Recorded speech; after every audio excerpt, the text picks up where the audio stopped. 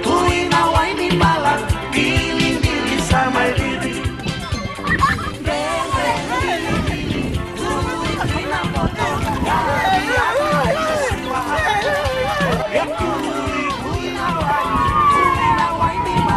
Nimbula metangu nimilote na isoro tembua nama kia umina rua kina ona na via kavi moniti kina vakaromuka rongo mena via sama kina viva ka baro takini ndreko malolo ena radio Fiji wana na wongani via niano ngai nama kia kina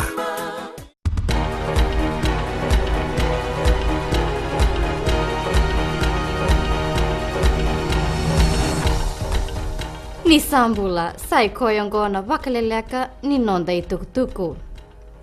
Esanga nindua vesu ena bukuni kama ni balikana na Natabora restaurant ena Coral Coast mai Singatoka. Pakaritaka na ngusini bosa ena tambataka ni obisa o ana na isoro ni rato sa bangangati ko endono turanga yambaki ono sambul kalima may pagatorongi ena bukuni kama ongo.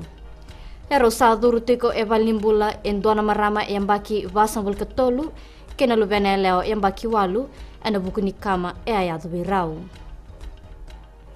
Eluwendo na tangane yambaki rosambul kawalu ena nona sanga mengalo takosova na udhiwai na tubu may navosa may nanronga.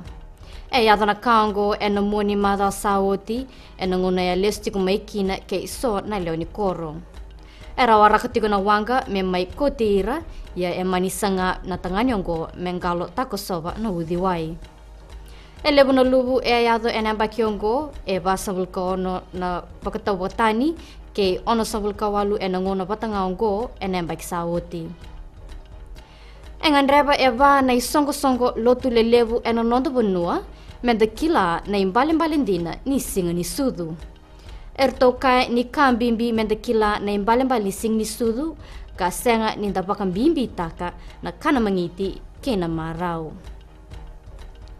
Kiningito, esa katini kando na timi ni Flying Fijians ena itubutuba ni rakabi ena nondo burabura.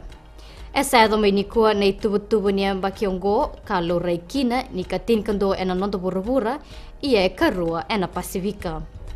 Na timi ka nambando ena Pasifika o ya na timi ni Samoa kay kawalu ena burabura. Matay ena itubutuba ena nondo burabura o New Zealandi tarabo o South Africa Australia, Ingilandi, kay barani se.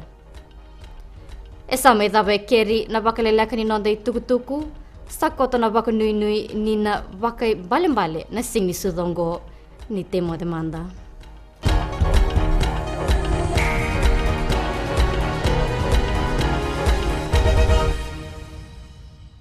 Isambolo binaka, na dango wadi soni dalai, na makio mani wasini ngono borota kina lali ne kabi, mai na tolu kina bitu, ena moni digina porombuka, ena mbula FM, na bandu ena serre.